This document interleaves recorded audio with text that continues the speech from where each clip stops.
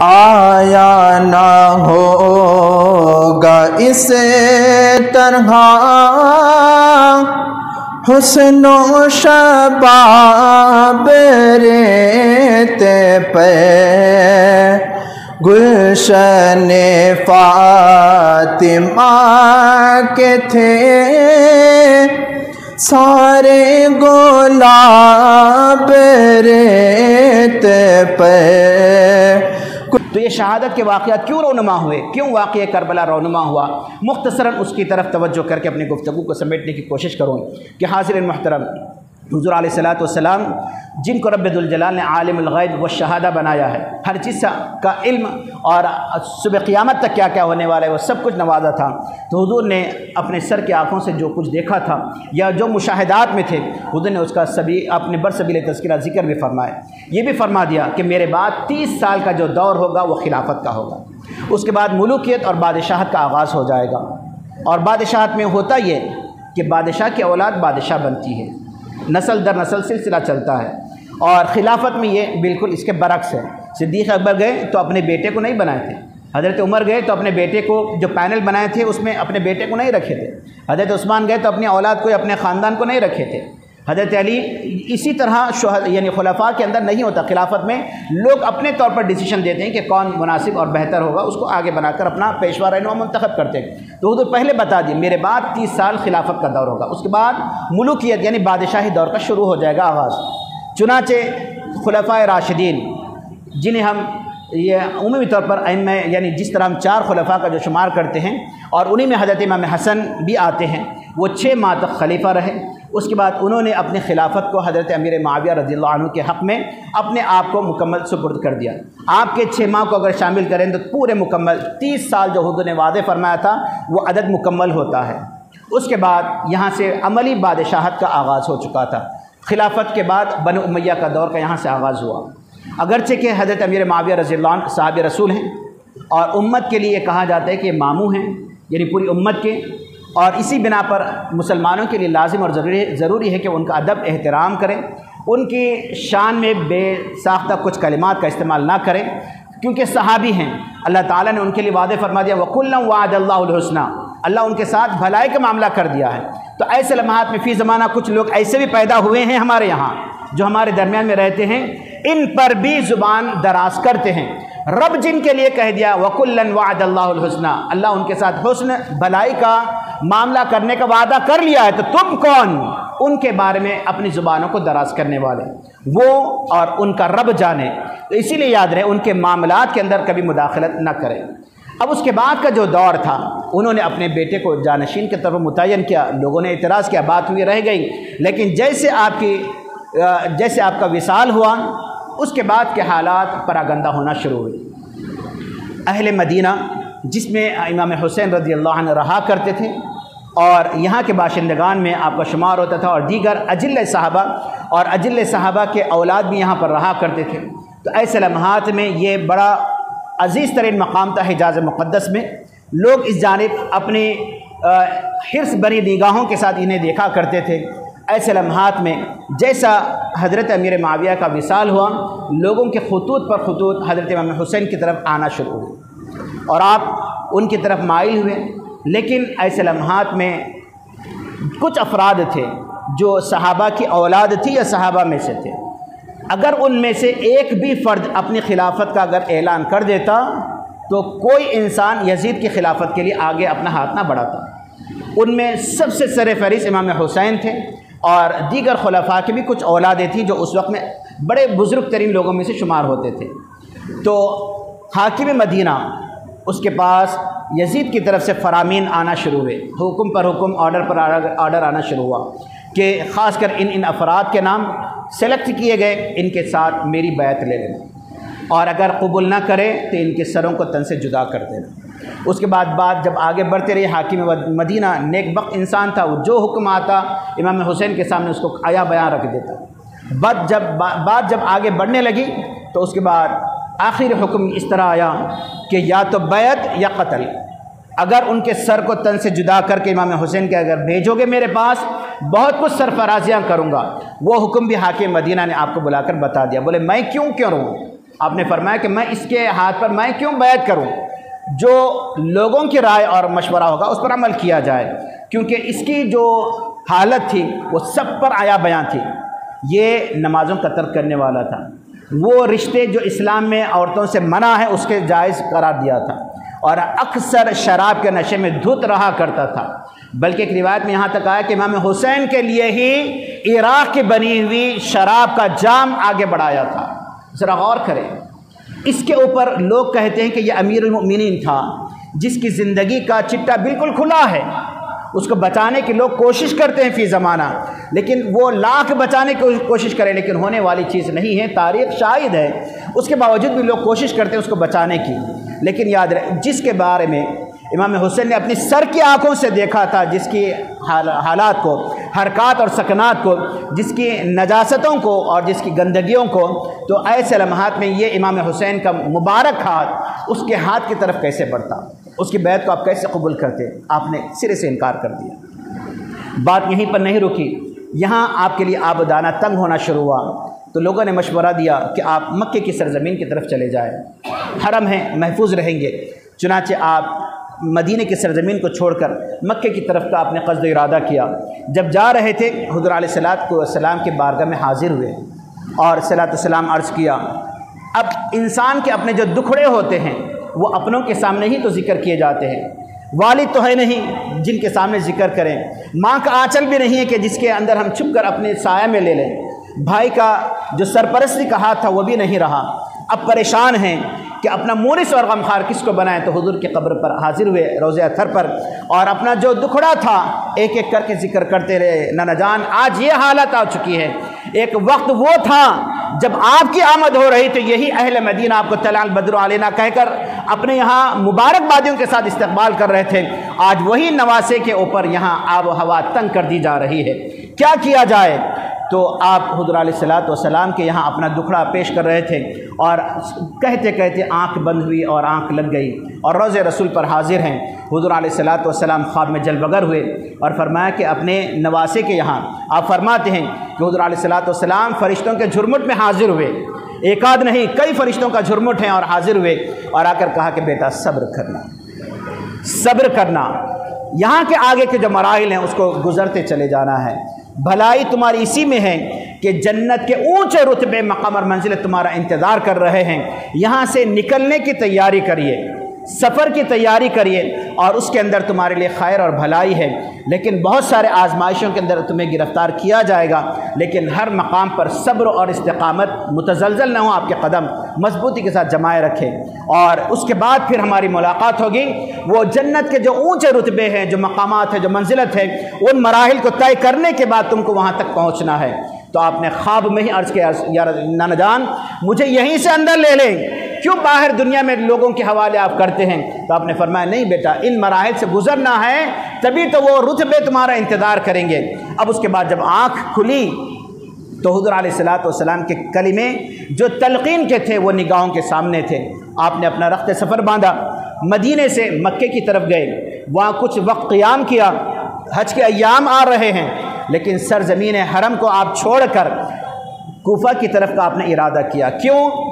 تاکہ اتمام حجت ہو جائے۔ اہل کوفہ، عراق والے مسلسل خطوط پر خطوط، لیٹر پر لیٹر، قاصد پر قاصد آپ کے یہاں بھیجتے چلے جا رہے تھے۔ ان کو پتہ چلا امام حسین نے یزید کے بیعت کو قبول نہیں کیا، مدینے کو ہی چھوڑ دیے، مکے میں جا کر آباد ہوئے، اپنی طرف سے لوگوں کے وفود کو، ڈیلیگیٹس کو، لوگوں کو، اور ساتھ میں کئی لوگوں کو وہ بھیجا کرتے تھے، یہاں تک کہ خطوط تھیلوں کی شکل میں جمع ہو گئے۔ اب اس کا کچھ نہ کچھ تو جواب بنتا تھا، تو آپ نے ارادہ کیا خود جائیں، لیکن جو اجل صحابہ تھے حضرت عبداللہ بن عباس اور دیگر صحابہ منع کیے، بولے کوفہ والے وفا کرنے والے نہیں ہوتے، وہ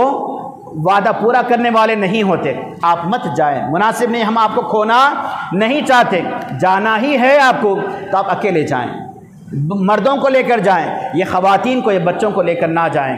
لیکن اگر جانا ہی ہے تو پہلے آپ وہاں کے حالات کو آگاہ ہونے کے لیے اپنے کسی قاصد کو بھیجیں تاکہ وہ وہاں کے حالات پر آگاہ ہو کر آپ کو مطلع کرے، پھر آپ جائیں۔ تو اس طرح کئی طرح سے سلوشن نکالنے کی کوشش کی گئی۔ آپ نے اس بات پر آمادگی کا اظہار کیا کہ حضرت مسلم بن عقیل جو آپ کے رشتے کے بھائی تھے ان کو بھیجا تاکہ وہ وہاں جا کر لوگوں سے ملاقات کریں اور امام حسین کی بیعت مسلم بن عقیل خود لے لیں۔ تو پہنچے وہ کوفہ میں اور ملاقات ہوئی، آپ نے اپنا خط بھیجا اور بتا دیا کہ میں یہاں پر ان کے بعد آنے والا ہوں، اگر یہ مجھے مطلع کر دیں کہ میرے آنے کا جو مقصد ہے وہ مکمل ہو چکا ہے، تم لوگوں نے میری بیعت ان کے ہاتھ پر اگر کر لی ہے تو میں پیچھے آ رہا ہوں۔ جب لوگوں کو معلوم ہوا 1 سے 2، 2 سے 4، اس طرح لوگ رفتہ رفتہ تعداد بڑھتی چلی گئی، 1 آدھ 2 4 نہیں بلکہ تقریباً 8000 سے زیادہ لوگوں نے آپ کے ہاتھ پر بیعت کر لی۔ جب یہ بات طمانت والی پہنچی تو مسلم بن عقیل نے خط لکھا، امام حسین کو مطلع کیا کہ حالات بالکل سازگار ہیں، اے بھائی آپ چلے آئیں۔ چنانچہ آپ حرم کعبہ میں ہیں، حج کے ایام قریب ہیں، شروع ہونے والے ہیں، آپ نے اس سفر کو مؤخر کیے بغیر بلا تاخیر آپ وہاں سے رخت سفر باندھا نکل گئے کوفہ کی طرف۔ لوگ روک رہے ہیں لیکن آپ ہیں کہ قدم آگے بڑھا رہے ہیں۔ لوگ کہہ رہے ہیں کہ آپ صرف مردوں کو لے کر جائیں، لیڈیز کو لے کر مت جائیں، زنانہ کو لے کر مت جائیں، چھوٹے بچوں کو لے کر نہ جائیں۔ آپ فرما رہے ہیں کہ دراصل اس میں ایک راز ہے جو حضور نے مجھے مطلع کیا ہے، میں علانیہ طور پر اس کو بتا نہیں سکتا۔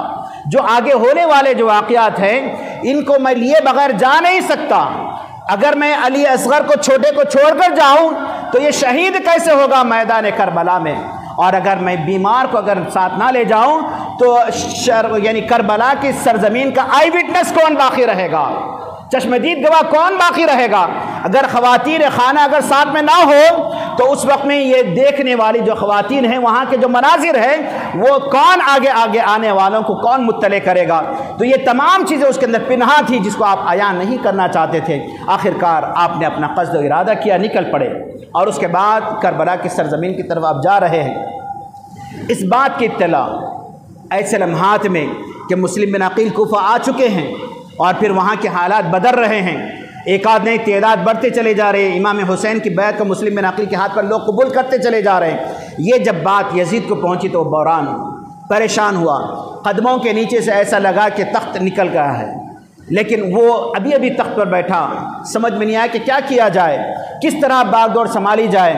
آخر میں اس نے اپنے خاندانی غلام تھا جس سے مشورہ کیا، اس نے ایک ایڈوائز دیا، اگر اس وقت میں تمہارے والد ہوتے، اگر وہ مشورہ دیتے تو کیا کرتے؟ بولے جو بولتے وہ کرتا ہوں۔ بولے میرا ایک ایڈوائز کرو۔ بولے کیا؟ میں جو بات کہوں بس پوری کر لو، اس کے بعد تم کو کچھ کرنے کی ضرورت نہیں، سب کچھ ہو جائے گا۔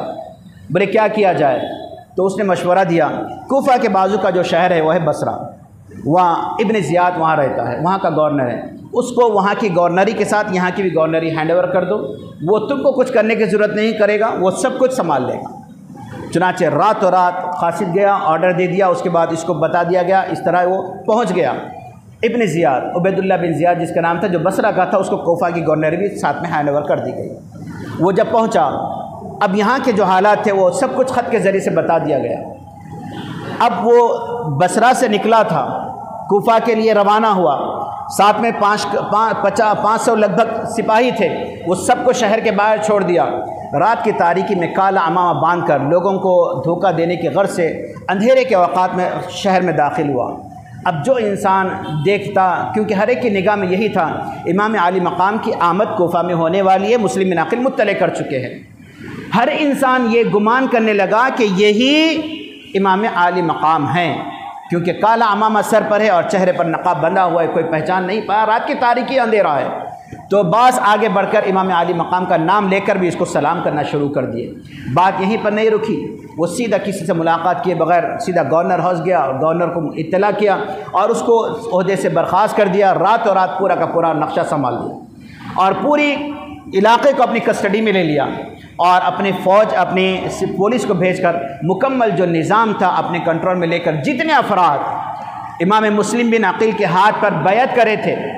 اس قبیلے اور خاندانوں کے ان سربراہوں کے بڑے بڑے جو رہنما اور جو پیشوا تھے، ان سب کو کڈنیپ کر کے قید خانے کے اندر، یعنی ان کو محصور کر قلعے کے اندر لا کر گھیر لیا۔ اب صبح ہوئی تو معلوم ہوا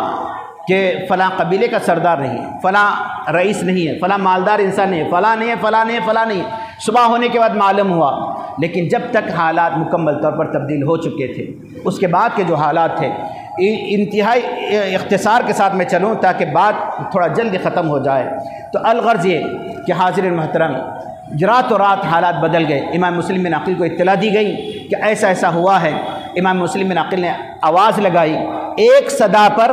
جتنے لوگوں نے بیعت کی تھی امام حسین کی آپ کے ہاتھ پر، سب کے سب لشکر میں حاضر ہو گئے، پورے قلعے کو گھیر لیے۔ ایک اگر حکم آپ کی زبان سے نکلتا تو مکمل طور پر اسی وقت میں فتح ہو جاتی، وہ قتل کر دیا جاتا ابن زیاد۔ تو حالات ایسے ہوئے کہ مسلم بن عقیل یہ نہیں چاہتے تھے کہ خون خرابہ، قتل و غارت گری یا جنگ کا آغاز ہماری طرف سے ہو۔ آپ نے صلح کے لیے اور ڈھیل کے لیے ہاتھ بڑھایا، لیکن اس کا اس نے ناجائز فائدہ اٹھایا۔ یہاں تک ہوا کہ اس نے اپنے لوگوں کو جو اندر ہیں، جو گرفتار ہیں، ان کے اوپر پریشر بنانا شروع کیا، یہ آئیں گے مجھے بھی ماریں گے، تم جو بھی ماریں گے، ٹھیک ہے۔ اس کی اطلاع جب دمشق میں یزید کو ہوگی تو وہاں سے بڑی لشکر آئے گا، بڑا فوج کا ایک وہاں سے جھنڈ آئے گا، اور حالت یہ ہوگی وہ تم کو، تمہارے نسل، تمہارے خاندان کے ساتھ، تمہاری سب کچھ کے ساتھ ختم کریں گے، باقی تم میں کا کوئی نہیں بچے گا۔ اگر تم یہ چاہتے ہو کہ تمہاری سلامتی ہو، میں جو کہوں وہ کرو۔ بولے کیا کرنا؟ جاؤ فصیل، یعنی قلعے کے اوپر کے فصیل سے دیکھو، تمہارے اپنے جتنے ہیں اس میں سے ان کو نکال دو۔ تو ہوتا یہ رہا، صبح کی جو وقت تھے، جو پورا قلعہ تقریباً 8000 سے زیادہ سپاہیوں سے جو بھرا ہوا تھا، نماز عصر کا جب وقت آیا تو صرف 40 آدمی پیچھے رہ گئے، جس کے لیے بتایا گیا تھا پہلے ہی کوفہ والے کبھی وفا کرنے والے نہیں ہوا کرتے، دغا ہوتے ہیں، دغا دیتے ہیں۔ حضرت علی کو بھی انہوں نے اسی طرح شہید کیا تھا۔ تو صبح سے شام ہونے سے پہلے، سورج ڈھلنے سے پہلے 8000 کدھر اور 40 آدمی کدھر، نماز مغرب کا جب وقت ہوا تو پیچھے جو 40 تھے وہ 10 ہو گئے، بعد نماز وہ بھی دیکھے تو پیچھے کوئی باقی نہیں ہے، یعنی آنن فانن، جب کہ پورا کا پورا لشکر ساتھ میں ہے، اس وقت میں مسلم بن عقیل نے کچھ نہیں کیا، یہ اکیلے تنہا کیا کرتا۔ ایسے لمحات میں پورا نقشہ رات و رات ابن زیاد کی وجہ سے بدل دیا گیا، اور امام حسین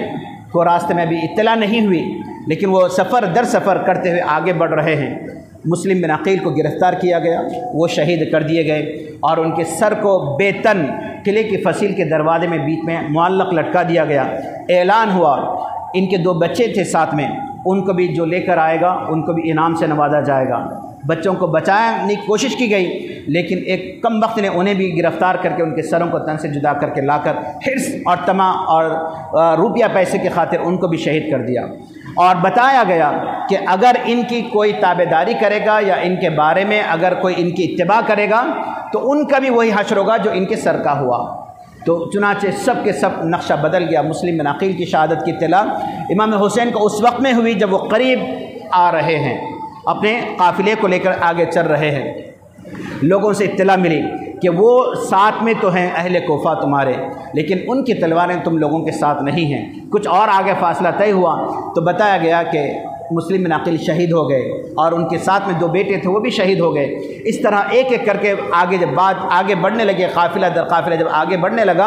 اور منزل بمنزل جب آگے بڑھنے لگے، تو ایسے لمحات میں ابن زیاد نے حر نامی ایک بہت بڑے جنگجو انسان کو ساتھ میں تقریباً 1000 کا لشکر دے کر ان کو یہ کہہ کر بھیجا کہ جہاں ملے وہیں گرفتار کر لینا ہے، نہ اندر آنے دینا کوفہ میں، نہ پلٹ کر کہیں اور جانے دینا، نہ کسی اور سرزمین کی طرف جانا چاہے تو ادھر بھی جانے نہیں دینا۔ وہ ایک انسان 100 پر بھاری تھا، بڑا متبع تھا، لیکن اتنا کے بیچ میں کوئی چیز رک تو نہیں سکتی تھی۔ وہ نکلا، راستے میں ملاقات ہوئی، اس نے امام حسین کے قافلے کو روک لیا جو 72 نفوس قدسیہ پر مشتمل تھا، لیکن حکم تھا، آ کر عرض گزار ہوا میں آپ کو اندر داخل نہیں ہونے دے سکتا، کوفہ شہر کی طرف آپ بڑھ نہیں سکتے، میں بیچ میں رکاوٹ ہوں، میں اگر کچھ آپ کے ساتھ رعایت کیا تو وہاں میرے اہل و عیال بچنے والے نہیں ہیں، اور آپ کو واپس جانے دیا تب بھی یہ اتنوں کے بیچ میں بات چھپی ڈھکی رہنے والی نہیں ہے، میں کسی اور شہر کی طرف بھی آپ کو جانے نہیں دے سکتا، جہاں ہے آپ کو یہیں رکنا ہے آپ کو۔ تو چنانچہ حضور علیہ الصلوۃ والسلام کے چہیتے نواسے آگے بڑھے، اور ایک لخدخ مقام تھا، میدان تھا جو انتہائی کرب اور بلا سے جہاں کی فضا تھی، اس کی طرف قدم آگے بڑھائے، اور اس کے بعد پوچھا کہ اس سرزمین کو کیا کہتے ہیں؟ تو لوگوں نے کہا کہ اس سرزمین کو تب کہتے ہیں اور اسی کو کرب اور بلا بھی کہتے ہیں، یعنی اس کو کربلا کہتے ہیں۔ تو آپ نے فرمایا کہ یہی ہمارے کجاوے کسنے کی جگہ ہے، کجاووں کے اترنے کی جگہ ہے، ہمارے قافلے اور خیمے یہیں پر نصب ہونے ہیں، ہماری آخری اس پڑاؤ کی منزل یہی ہے۔ کیوں؟ حضور پہلے بتا دیے تھے وہ سرزمین کہاں ہوگی، عراق کا علاقہ ہوگا، کربلا ہوگی، اور وہاں مکمل طور پر ایسا ہوگا کہ بس بندہ وہاں کی فضا کو سنتے ہی سمجھ جائے گا کہ حالات وہاں کے کیسے درپیش ہونے والے ہیں۔ آپ نے اپنے اونٹوں کو اپنے سواریوں کو رکا دیا اور خیمے نصب کر دیے، اور وہاں پر آپ نے 2 محرم الحرام سن 61 ہجری کو آپ وہاں پر سب سے پہلے اپنے قدم رنجا فرمائے۔ اس کے بعد 1 ہفتہ آپ نے وہیں پر قیام کیا۔ کیوں؟ حکم یہ تھا حر کا کہ نہ آگے جا سکتے تھے نہ پیچھے جا سکتے تھے، نہ کسی اور مملکت یا کسی اور سلطنت کی طرف بھی آگے نہیں بڑھ سکتے تھے۔ تو اسی درمیان میں گفت و شنید ہوتے رہی، لیکن یاد رہے حر ایک نیک انسان کا نام تھا۔ جب نماز کی باری آتی تو امام حسین کی اتباع میں آ کر نماز ادا کرتا، جب دستر کی باری آتی تو اپنے لشکر میں جا کر وہاں بیٹھتا۔ بولے دستر کا مزہ وہاں کے لشکر میں ہے، عبادت کی لذت اور چاشنی امام حسین کی اقتداء میں ہے۔ وہ اس طرح نیک انسان تھا، لیکن قوم کے درمیان میں، دیگر سپاہیوں کے درمیان میں وہ رعایت نہیں کر سکتا تھا۔ وہ یہ چاہتا تھا کہ بات چیت کے ذریعے سے شاید مسئلہ حل ہو جائے، روک لیا۔ اس کے بعد بات چیت آگے بڑھتے چلی گئی، یہاں تک کہ لشکر در لشکر آنا شروع ہو گئے۔ 1 آدھ 2 4 نہیں بلکہ تقریباً 22,000 سے زیادہ لشکر